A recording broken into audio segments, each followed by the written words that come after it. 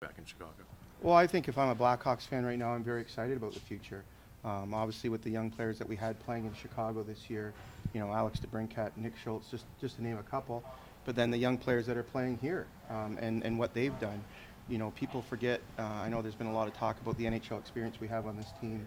Guys like Buma and Franz and even Adam Clendenning and different players. But we have 13 rookies on this team that we started the season with. We're currently playing with 9 of those rookies in the lineup. 2 or 3 second-year players. So there's a lot of youth in this organization that have been playing extremely well, and it's a lot of reason to be, happy about our future. Have you been impressed with the buy-in of someone, like take a guy like Francis, for example, veteran, didn't exactly know how he was going to fit with the big club, comes down here, takes a leadership role. That's something that, turns your head and as a complete hockey player, accepting whatever's dealt his way? Well, really, Lance and Cody have both been the ultimate professionals since they've arrived here, and I'll speak of both of them. When Lance arrived, he right away bought in, excuse me, right away bought into what the coaches were doing here, has played extremely well, been a great mentor for the young players. And Cody the same. When Cody came down, it would have been easy to go through the, play it out and have a lip and not be happy about being here. But not once did he ever show that. He came down, both players came down with great attitudes and have been the ultimate professionals, have helped Jeremy and the staff, with their messages from the coaches' room into the locker room, have helped our young players, learn what it makes to be a professional in this league. And, the young players that we have on our team, they have to learn that everything's not always going to be sunshine and rainbows. There's going to be tough days and there's going to be tough times in your career, and how you handle them will dictate where you go in the future. And all they have to do is look over at Lance and Cody to see how to handle those things, because they've been fantastic. What have you seen from Colin Delia that's allowed him to take that next step in his development? For me, it's his mental strength. He hasn't had an easy year.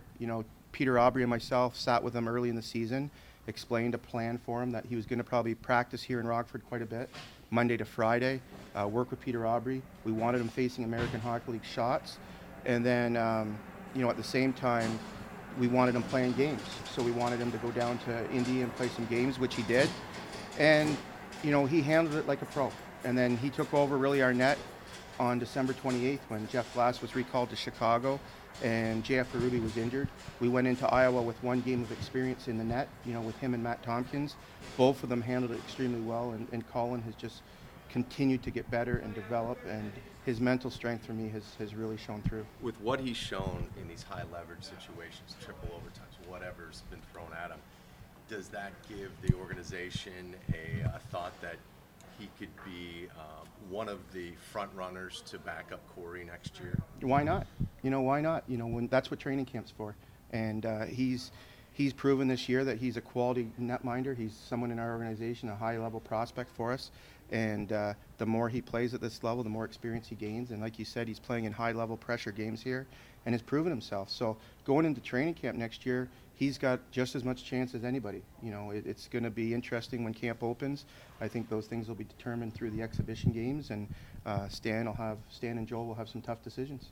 I know so much has gone well this postseason. How important has his play in net been to the success that you guys have had? Well, playoff hockey, you win with goaltending. And whether you're in the American League, the NHL, the ECHL, it doesn't matter. You need great goaltending to win a championship, and he's provided that.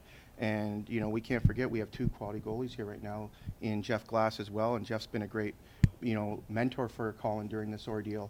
It's all new to him. Jeff has been through it.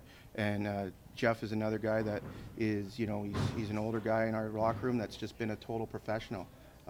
That's been great with Colin, helped him along the way. And, as well as he's played, we've played very well in front of him too. And we've got a great group of players right now that are giving it all every night, and the results have shown that. Which player, in your view, maybe aside from Colin, has taken the biggest stride this year? That's tough, because I've really liked the development of all our young players. They've all made great strides, and they've all gotten, you look at the amount of players here that were first-year guys that got their first taste of the National Hockey League. You could easily look at a player like Matthew Highmore that came in and scored 24 goals and had a fantastic rookie season, or even a young guy, Tyler Sakura, that came in here on an American Hockey League deal and put up 23 goals and is continuing to score in the playoffs. But I don't want to really pinpoint one person because I think they've all improved in their roles all season long, and Jeremy and his staff have done a fantastic job with that. What have you seen from Victor Edson? Terrific shot, high hockey IQ. I think the pace of his game as we continue to play has continued to get better and better. I think that's just adapting to the smaller ice surface where things happen a little quicker. He has to make his decisions a little faster. But very high hockey IQ, great release, and we're glad he's on our side right now. How would you assess Jeremy's first year as head coach? An A+. Jeremy has a great way of communicating with the players. He's very prepared. He has a great demeanor about him. He's very calm. He's handled this group fantastic right from day one, knowing we were going to have a very young team here, and a lot like the teams he had in Mora over in Sweden, young players that he had to develop and turn them into winners. And he's done that here along with his staff of Sheldon and Derek and Peter Aubry and Adam Gill. They've all done a fantastic job. Have you seen what you've hoped to see from Forsling with an extended stay here? Gus has played fantastic, I think, for us, and sometimes we forget he's still just 21 years old. And if you look around the National Hockey League, there's not a lot of 21-year-olds playing in the National Hockey League as defensemen. So, we're thrilled with his development and his progress. He continues to get better, and just like our other players, playing in these high-level games is only going to benefit him. But we're very happy with the progression that he's made. As far as being in Rockford and this run that we've been on, what does that mean for this franchise, I guess? Well, I think it's huge that this is the first time that we've made the conference finals. It's great for our fan base. It's great for the city. Just being out in the town the last few days, there's a buzz. People are excited, and driving around, I see the different signs on people's lawns, and that's exciting to see. It's exciting for our players, and we walk that fine line here of we want to develop players, but we also want to win. And this year, it's been the perfect storm. We've been able to do both. It's very hard. But again, we've had great young prospects here and a great coaching staff that have been able to do that. So it's an exciting time for the IceHog fans.